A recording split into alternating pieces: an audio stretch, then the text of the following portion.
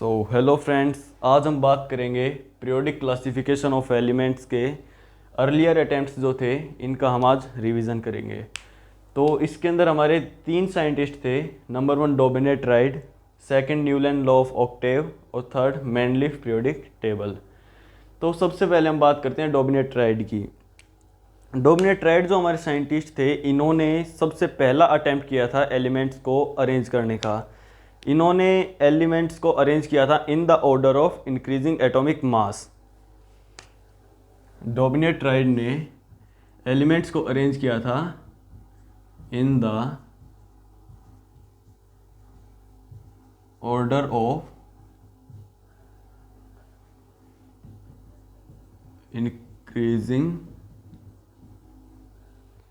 Atomic mass. Dobereiner triad ने increasing atomic mass के according elements को अरेंज किया था और इन्होंने ग्रुप्स बनाए थे एलिमेंट्स के। टोटल 3 ग्रुप बनाए थे और उन ग्रुप्स को इन्होंने नाम दिया था ट्राइड। जैसे कि इनका एक ये ट्राइड है जिसके अंदर 3 एलिमेंट्स हैं, A, B and C. A B C हमारे पास इनका एक ट्राइड है और ये ए बी सी एलिमेंट्स हैं 3।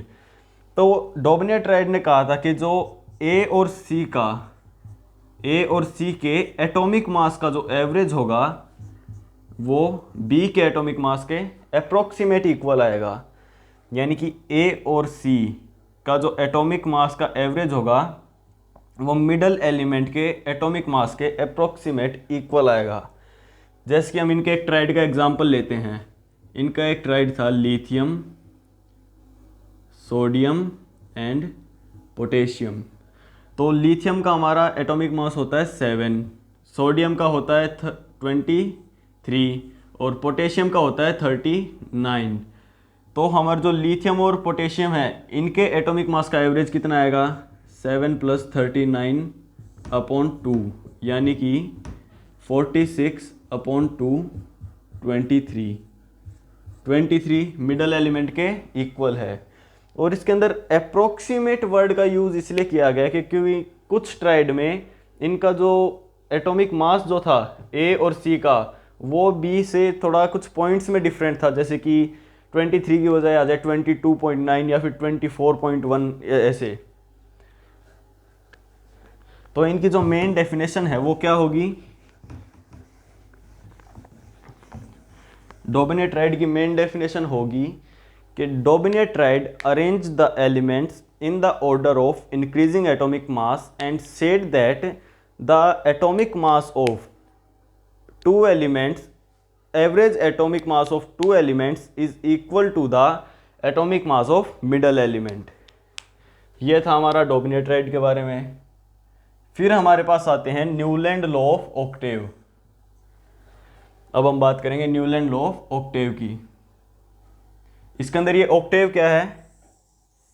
हमारे जो वो होते हैं ना, सा, रे, गा, मा, पा, दा, नी एंड फिर सा, ये हमारे ऑक्टेव होते हैं। तो फिर इसके अंदर लॉ ऑफ ऑक्टेव क्या है? जो हमारे फर्स्ट है सा, इनको हम नंबर दे देते हैं 1 2 3 4 5 6 7 एंड 8। जो हमारा फर्स्ट है सा नंबर 1, वो इक्वल है 8th एलिमेंट, यानी कि वापिस सा आ गया घूम फिर के, सा रे गा मा पा दा नी सा। तो सबसे पहले हम बात करते हैं कि न्यूलैंड ने एलिमेंट्स को अरेंज कैसे किया था। न्यूलैंड ने भी डोबिनेट की तरह इंक्रीजिंग एटॉमिक मास के अकॉर्डिंग एलिमेंट्स को अरेंज किया था। और न्यूलैंड ने कहा था कि जो भी फर्स्ट एलिमेंट होगा उसकी प्रॉपर्टी एवरी 8th एलिमेंट से मैच करेगी। यानी कि जैसे कि हमारा फर्स्ट एलिमेंट क्या है, कोई भी एक फर्स्ट एलिमेंट है, उसकी 8th एलिमेंट से प्रॉपर्टीज़ मैच करेंगी। अगर हमारा सेकंड एलिमेंट की हम बात करते तो उसकी प्रॉपर्टीज़ किससे मैच करती? 9th से। थर्ड एलिमेंट की बात करते तो वो किससे मैच करती? 10th से। इसी तरह से न्यूलैंड ने कहा था कि जो एवरी फर्स्ट एलिमेंट की प्रॉपर्टीज एवरी उसके 8th एलिमेंट से मैच करेंगी।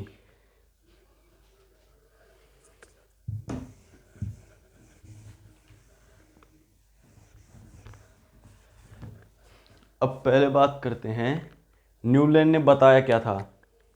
एक तो न्यूलैंड ने इंक्रीजिंग एटॉमिक मास के अकॉर्डिंग एलिमेंट्स को अरेंज किया था एज डोबिनियर, और सेकंड चीज़ न्यूलैंड ने कहा था the properties of every first element is similar to the properties of its 8th element. और न्यूलैंड ने के कुछ लिमिटेशंस भी थे।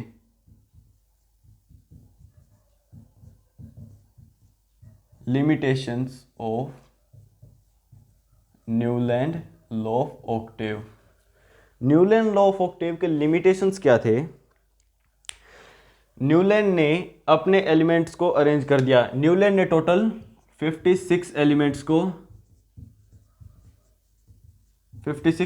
को अरेंज किया था, और इन्होंने कहा था कि फ्यूचर में 56 से ज़्यादा एलिमेंट्स डिस्कवर ही नहीं हो सकते। और अभी आप जानते हैं हमारी मॉडर्न पीरियोडिक टेबल के अंदर 118 एलिमेंट्स हैं, तो फिर इनका ये स्टेटमेंट रॉन्ग प्रूफ हो गया। न्यूलैंड ने कहा था कि 56 एलिमेंट से ज़्यादा एलिमेंट्स ही डिस्कवर नहीं होंगे फ्यूचर में। और एक सेकंड चीज़ इन्होंने कही थी, सेकंड इनका लिमिटेशन क्या था? इन्होंने जो ये इनका लॉ ऑफ ऑक्टेव है, यानी कि एवरी फर्स्ट एलिमेंट की प्रॉपर्टी 8 से मैच करेगी, ये कैल्शियम के आगे फेल हो गया। यानी कि कैल्शियम तक ये एप्लीकेबल था, उसके आगे लॉ ऑफ ऑक्टेव काम नहीं किया। कैल्शियम तक तो हर एक फर्स्ट एलिमेंट की प्रॉपर्टीज उसके 8th से मैच हो रही थी, लेकिन कैल्शियम के बाद ऐसा नहीं हुआ, तो ये भी स्टेटमेंट उनका रॉन्ग प्रूफ हुआ। एक थर्ड स्टेटमेंट नहीं, इन्होंने एक चीज़ करी थी जो कि रॉन्ग थी। इन्होंने एक ही प्लेस पर 2 और मोर एलिमेंट्स को अरेंज कर दिया था। यानी कि एक ही प्लेस पर 2 या 2 से ज़्यादा एलिमेंट्स को प्लेस कर दिया था, तो ये भी इनकी चीज़ रॉन्ग थी। इनके 3 लिमिटेशंस थे। एक तो इन्होंने कहा था 56 एलिमेंट से ज़्यादा एलिमेंट्स ही डिस्कवर नहीं होंगे फ्यूचर में। सेकंड, इनकी लॉ ऑफ ऑक्टेव जो है वो कैल्शियम के आगे एप्लीकेबल नहीं था। थर्ड चीज़, इन्होंने एक ही प्लेस पर 2 या 2 से ज़्यादा एलिमेंट्स को प्लेस कर दिया था। तो ये 3 इनके लिमिटेशंस थे। और सबसे मेन बात इनके अंदर आपको क्या याद रखनी है, जो 1 वर्ड में पूछा जाता है कि न्यूलैंड, मैनलीफ एंड डोबिनियर तीनों ने ही अपने एलिमेंट्स को इंक्रीजिंग एटॉमिक मास के अकॉर्डिंग अरेंज किया था। और हमारी जो मॉडर्न पीरियोडिक टेबल है, मॉडर्न पीरियोडिक टेबल में हेनरी मोसले ने इंक्रीजिंग एटॉमिक नंबर के अकॉर्डिंग अरेंज किया था। तो इन तीनों का आपको क्या याद रखना है? इंक्रीजिंग एटॉमिक मास।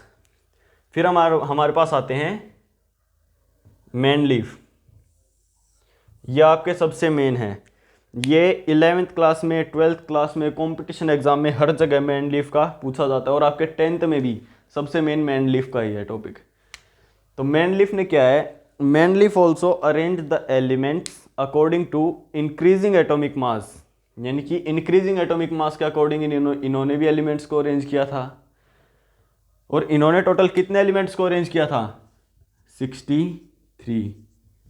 63 एलिमेंट्स उस समय पर नॉन थे, और इन्होंने 63 एलिमेंट्स को अरेंज किया था according to increasing atomic mass. और इनके कुछ एडवांटेजेस भी थे।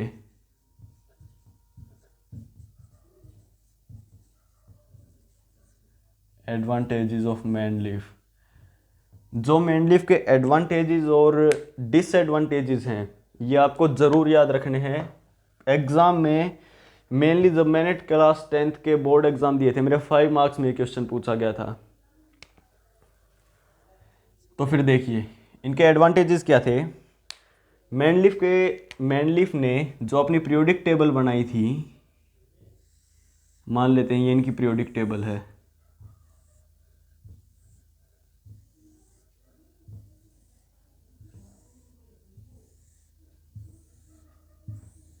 तो इनकी जो पीरियोडिक टेबल थी, इसके अंदर इन्होंने बीच में स्पेसेस छोड़ दिए थे। मान लीजिए यहाँ पर तो एलिमेंट्स अरेंज कर दिए और बीच में कुछ जगह पर स्पेस छोड़ दी।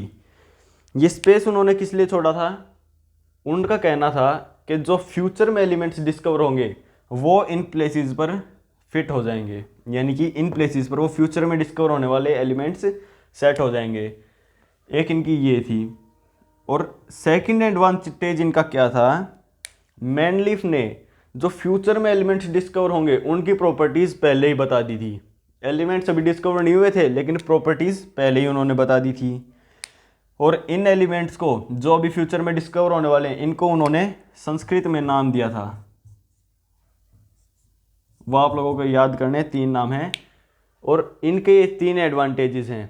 एक पहला एडवांटेज क्या है कि इन्होंने अपने पीरियोडिक टेबल में गैप्स छोड़े थे for the elements that discovered in future. Second चीज़, इन्होंने अपने जो फ्यूचर में डिस्कवर होंगे एलिमेंट्स उनकी प्रॉपर्टीज़ पहले ही बता दी थी। और इन्होंने उनको नेमिंग भी किया था, यानी कि जो फ्यूचर में एलिमेंट डिस्कवर होंगे उनको नेम भी दिया था। अब हमारे पास आते हैं डिसएडवांटेजेस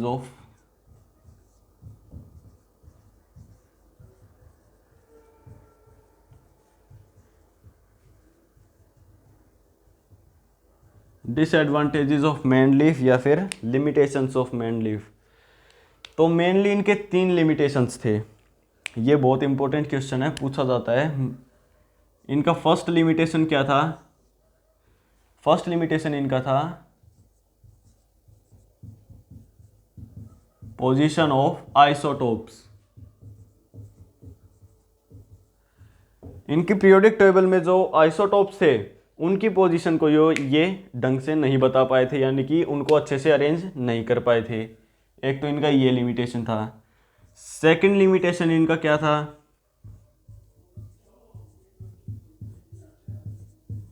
पोजीशन ऑफ हाइड्रोजन। आपको एक बात और पता होनी चाहिए, जो पीरियोडिक टेबल है हमारी मॉडर्न पीरियोडिक टेबल भी और मैनलीफ की भी, इसके अंदर hydrogen is the smallest element. और हाइड्रोजन की जो प्रॉपर्टीज हैं वो किसी भी ग्रुप से मैच नहीं होती, इसलिए इसको लेफ्ट टॉप कॉर्नर में एक यूनिक प्लेस मिला है। बाकी पीरियोडिक टेबल नीचे है, बाकी इसको लेफ्ट कॉर्नर में एक यूनिक प्लेस मिली हुई है। क्यों? क्योंकि एक तो ये स्मॉलेस्ट एलिमेंट है पीरियोडिक टेबल का, तीसरी इसकी प्रॉपर्टीज़ किसी भी ग्रुप से मैच नहीं होती। कभी इसकी कुछ प्रॉपर्टीज़ एल्कलाई मेटल से वो मैच होती हैं, कुछ हेलोजन से, कुछ किसी से।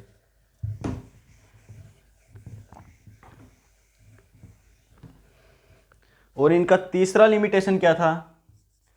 तीसरा लिमिटेशन इनका ये था कि इन्होंने अरेंज कैसे किया था? इंक्रीजिंग एटॉमिक मास के हिसाब से, यानी कि सबसे पहले मान लीजिए 1 एक एलिमेंट है, इसका एटॉमिक मास छोटा होगा 2 से, फिर 3, फिर 4, यानी कि इंक्रीजिंग एटॉमिक मास के अकॉर्डिंग इन्होंने अरेंज किया था। तो फिर इन्होंने अपनी पीरियोडिक टेबल में कुछ जगह पर हायर एलिमेंट्स को लोअर से पहले प्लेस कर दिया। ये इनका एक लिमिटेशन था, कुछ जगह पर इन्होंने हायर एलिमेंट्स को लोअर से पहले प्लेस कर दिया। और एक चीज़ हमारी बीच में मिस हो गई थी एडवांटेजेस ऑफ मैनलीफ के बीच में, जो कि थी हमारी, आप जानते होंगे, नोबल गैसेस, जो कि हमारे मॉडर्न पीरियोडिक टेबल के 18th ग्रुप में प्रेजेंट हैं। उनकी डिस्कवरी जब हुई, अभी मॉडर्न पीरियोडिक टेबल के समय पर उनकी डिस्कवरी हुई, तो जो मैनलीफ की जो पीरियोडिक टेबल थी उसके अंदर इन्होंने इस हिसाब से अपनी पीरियोडिक टेबल को अरेंज किया था कि जैसे ही ये नोबल गैसेस अरेंज हुई वो इजीली उस पीरियोडिक टेबल में फिट हो गई। नोबल गैसेस जो हैं वो लेट अरेंज इसलिए हुई थी क्योंकि एक तो वो इनर्ट गैसेस हैं और लो कंसंट्रेशन में वो अपने एटमॉस्फेयर में पाई जाती हैं, यानी कि बहुत कम अवेलेबल हैं नोबल गैसेस। तो ये थे हमारे earlier attempts of modern periodic table. जो हमारा इस वीडियो का नेक्स्ट पार्ट आएगा उसके अंदर हम बात करेंगे कि हमारी मॉडर्न पीरियोडिक टेबल क्या है, इलेक्ट्रोनेगेटिविटी और मॉडर्न पीरियोडिक टेबल के एलिमेंट्स, इन सब टॉपिक के बारे में। अगर आपको वीडियो पसंद आई हो तो please like the video and subscribe my channel to get the notification of my video. Thank you.